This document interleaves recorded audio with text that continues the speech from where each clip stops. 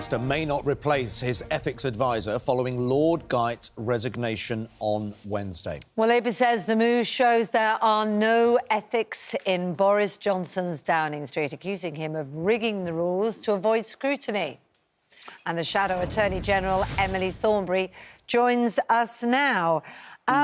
Is it the potential for shifting the rules you don't like, or is it the policy that's been allegedly at the core of this, to do with, you know, tariffs and protecting the UK steel industry?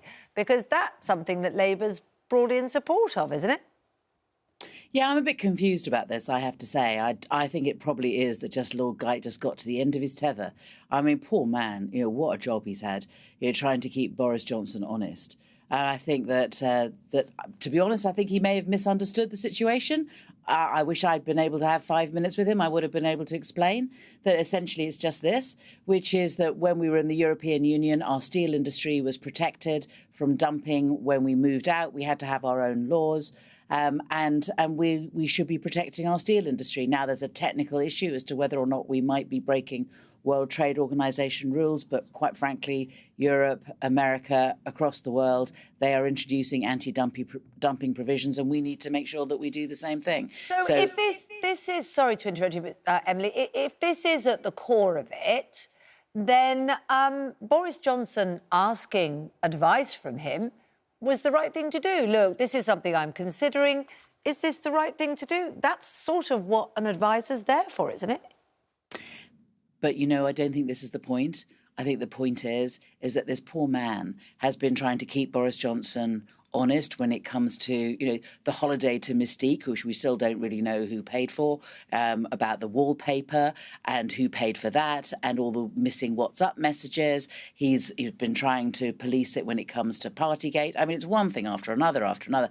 And the man, you know, was used to advising the Queen, and then he had to advise Boris Johnson, you know, and he just basically decided that he wanted to have an easier life. And quite frankly, who would blame him?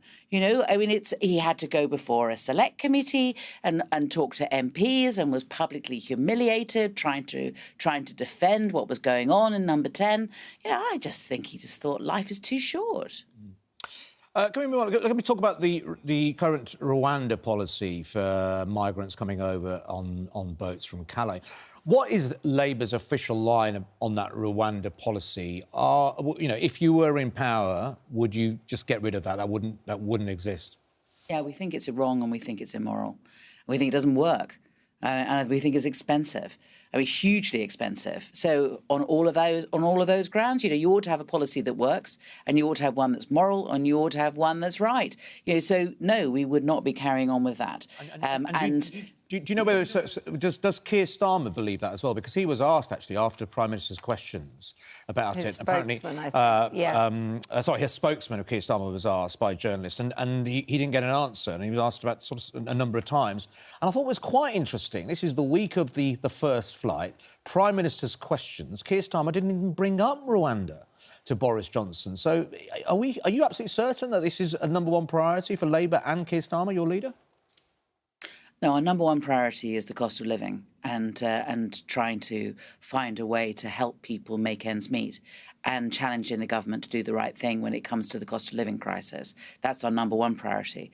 But, you know, I think that what happened, and listen, I'm an elected politician. If you speak to Yvette, who's our Shadow Home Secretary, she will say the same thing. You know, we think that this policy is wrong, and we think that it's immoral. And you know what?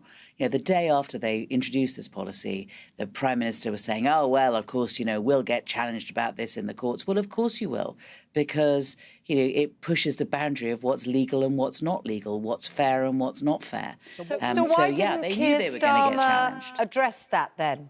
You know, because it looked to a lot of people like it was somewhat of an open goal. If that's genuinely what everybody in the Labour Party believes, and not just you, why did he not do that in PMQs on Wednesday when the flight had been cancelled and there was a whole hullabaloo, a mess of it? Why did he not go stand up and speak about it?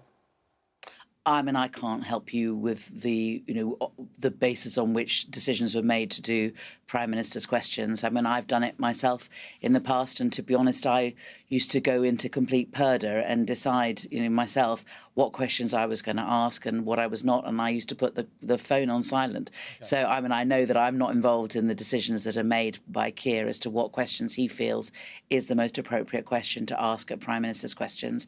But, I do think that he was asking questions that were relevant at the time and relevant to people's lives, which is about, how do we make ends meet? At the moment, we are, of all the countries in the world, apart from Russia, we are, of the major economies, going to be the one that grows the least. Now, if we don't grow our economy, we're never going to be able to pay for ourselves. And that's the most important question. That's what Keir was asking. I think we all agree on the cost of living, but just on the immigration, just to get complete clarity on this policy, it's all well and good criticising theirs, but if you were in power, what would Labour do to sort out what is described as a migrant crisis with the people coming on boats from Calais? What would Labour do to stop that? The first thing we would do is we would work with the French. We would work with the French on how it is that we challenge these criminal gangs that are putting people onto boats. We would work with the French in that way. Priti Patel has no relationship with the French, as far as I can see. She's not able to work with them. And we would also be looking upstream as to, how people get to the situation in which they do. We need to be able to work with that. We would also be making much more timely decisions about asylum. I had somebody come to my office a couple of days ago who had fled the war in Eritrea with his wife and his 2 children. He's been here since 2018. He's been waiting for 4 years for a decision to be made on whether or not he's claiming asylum rightly, and he has had no decision made. And understandably, he's desperate and extremely stressed. Would you match the scheme that they've got for Ukraine, then, just very quickly? The Ukraine, there's a visa scheme, an online visa scheme. Would you do the same for Afghanistan and Syrian refugees? What we need to do is we need to have a custom-made scheme for each of the different crises. And yes, we do need to have legal ways in which people can claim asylum within the UK. The problem is that there are so few legal routes. We can have families here in the UK, Afghan families here in the UK, and they'll have a relative in Afghanistan, and they're not able to get that family member over here through a legal route at the moment. And one last thought for the purpose of clarity. The imminent rail strikes next week, which everybody's looking at in horror. Nobody seems to want them, neither the union members. Everyone says, the government, Labour has said we don't want them to go ahead. But it's not clear which side Labour comes down on. The government's very clear. They say, we would like to resolve this, and they won't. What are you saying? Lisa Nandy was talking to us last week, and she said, well, look, we're on the public side, but we're also on the strikers' side as well. Is it possible to have it both ways? I think that what we're saying is this, is that there will be low-paid cleaners, there will be people who are finding it really difficult to meet the bills at the moment and who want to have a rise in their wages. They need to negotiate with their employers about it. They should not be going on strike. If anyone goes on strike, that is a failure on both sides. It takes 2 sides to tango. We need to make sure that people sit down and talk this through and find a solution. And what we have is a government that is deliberately stirring things, deliberately trying to make matters worse and score stupid political points on that. Linton Crosby is an American a spin doctor. An Australian spin doctor. He's come over here and he's advising Boris Johnson on the best way to do things. Remember, the Liberal government, which is basically the Conservative government in Australia in February, had a rail strike. And the government there did nothing but wind the situation up, refused to sit down with the unions and blamed Labour. It's the same playbook. It's petty politics, and they shouldn't be doing this. People need to be able to get to work. They need to be able to have proper negotiations between workers and their employers to make sure that they can afford to meet the bills. This is not a game. This is deadly serious. It needs grown-up government.